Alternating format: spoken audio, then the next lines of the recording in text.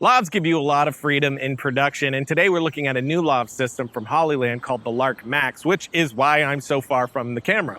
But I'm not actually this far. If we zoom in, this is our actual framing. If we zoom back out, I can remove the extension we made, and you can see what we did in Photoshop with basically one click. And another thing we're going to be getting into today. So let's jump into it. Before I tell you how I made that shot extension, let's take a quick tour around the Lark Max. This is a new LUT system from Hollyland, who also partnered with us on this episode. And right off the bat, you can see this slick case, which is like an AirPod case for LUTs. The case itself can fully charge the units twice, and those are 2 transmitters and the receiver. It's all incredibly small and light, which immediately made me suspicious of how good the audio would be, but that's what you're hearing right now, and the only mic you're gonna hear for the rest of the episode. Including right now. I'm at my desk to show you how we got that scene extension, which is something we made basically with one click inside of Photoshop. There's been a lot of posting about Photoshop Beta and the new generative fill, and it is as incredible as everyone says. For instance, here is our opening shot. I'll just take the crop tool, widen our canvas out like this, then select my image, leaving just a bit of the image outside the edges. And now I'm selecting the blank areas only and just a few pixels inside the image itself. So now I'll just click generate and it gives me this. I can type something specific here, but instead of that, I'm gonna let the AI figure out the extension based on the image it's extending. So I'll just click generate again and it does its thing. Now it gives me 3 options. I can either go with one of them here, or I can hit generate again to see if I get something closer to what I want. And often I'll find it does a solid job, but it isn't perfect. So I'll use things like the cloning tool and the healing brush to take it the rest of the way. And now I can bring this into Premiere or After Effects, mask it into the real shot, and there you go. And we could go much further with this. But here's the thing about the Lark Max. We really could be that far away from the camera with this, since the distance you have from the transmitter to the receiver is 820 feet, which is kind of bonkers. And if you do need to go far from the camera and you don't want to trust the signal, you can back up your audio by recording straight to the transmitter. In fact, if you wanted to, you could grab just the transmitter and record with that only, with no need for the receiver. So how you want to capture your sound is pretty versatile as well. I also had this included windscreen on the mic while we shot outside.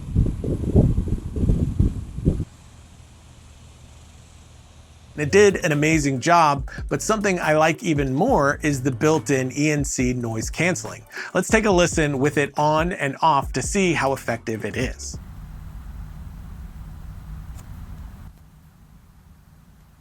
I would put this noise canceling function in the list of the top 3 things I love about this system. It is surprisingly good. Even in here, it's doing an excellent job of dropping the sound of the air conditioner, which is something I always have to remove in post with our normal shotgun mic. We do have some other solid features in here as well, like the internal recording I was talking about, which gives you 24-bit 48 kilohertz wave files, and you can record that to 8 gigabytes of internal storage. But if we grab the receiver, we can check out some other settings here, like some EQ controls, hi-fi, low cut, and vocal boost. This is the Lark Max with the EQ set to vocal boost. This is the Lark Max with the EQ set to low cut. And this is the Lark Max with the EQ set to hi-fi. Then we have some recording modes as well: stereo, mono, and safety track. This is always recording mono for each individual mic, but what stereo gives you is the tracks split apart into the left and right channels, so you can edit them individually later. So if we have 2 people, each with their own mic, we can select stereo mode and it will put one mic on the left channel and one on the right, which again you can unwrap later to edit each person independently. Mono will fill both the left and right channels with all the signals coming in, so no way to split them out later. And safety will take the same signal and split it across the 2 left and right channels. So with my audio right now, I'm recording these main levels to the left channel, while the right channel is recording the same mic but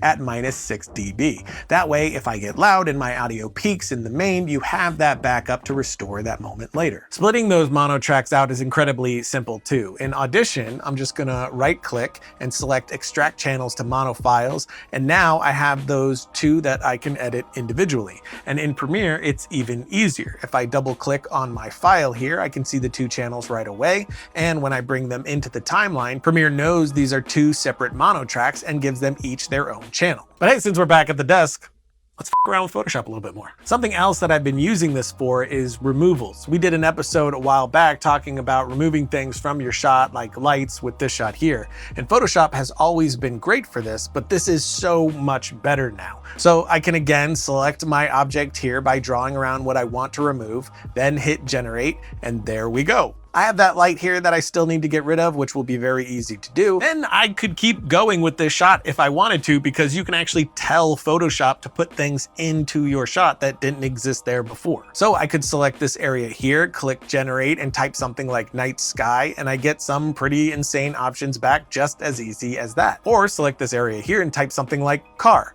and there we go. The scale is wrong, but it's getting the light fall off pretty close, so I'll just scale it down, adjust the mask a touch, and there we go. And let's add a monster for the f of it, because why not?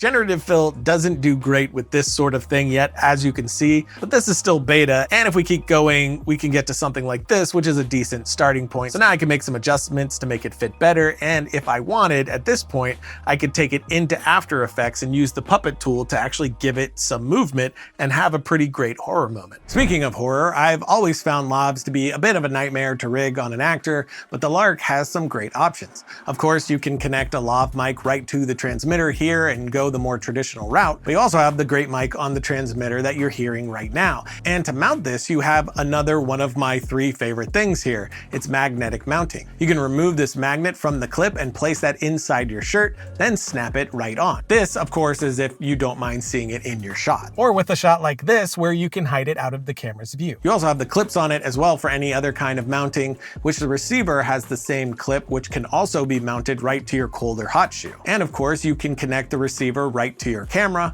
but you also have other connection options like using the USB-C to lightning cable to connect the receiver right to your iPhone.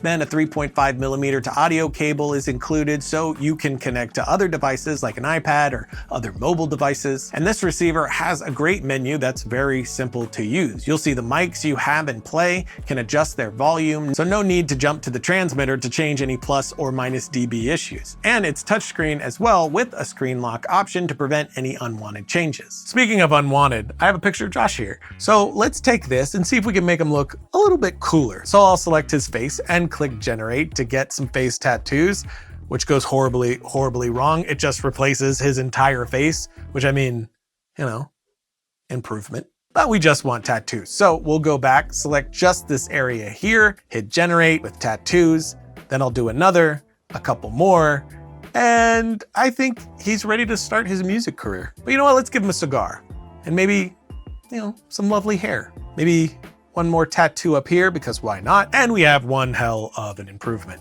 And what's great about this is, like we showed in this older episode where we tracked assets onto our actors, including tattoos, you could get a bunch of elements like this, specifically the tattoos, and track them onto any surface you want. So check out that episode for a tutorial on that. But we've also been using this a ton for thumbnails and any other image work we do. It really is an insane tool. So if you have Creative Cloud, go grab the beta version and try it out for yourself. And the new Lark Max is another incredible tool. I haven't used any lavs like this in our workflow much because they just add a layer I've never been a fan of dealing with. But since we got this one, I've already been finding myself reaching for it. The quality is great, the build is light and small, the battery life is excellent, it automatically syncs everything together so you don't have to think about that, and on and on. It just really simplifies the whole process in meaningful ways. I wish I had a negative to give you on this, but I honestly don't. I've just been loving it. So links in the notes to check out more about this and everything else we talked about in the episode. And until next time, don't forget to write, shoot, edit, repeat.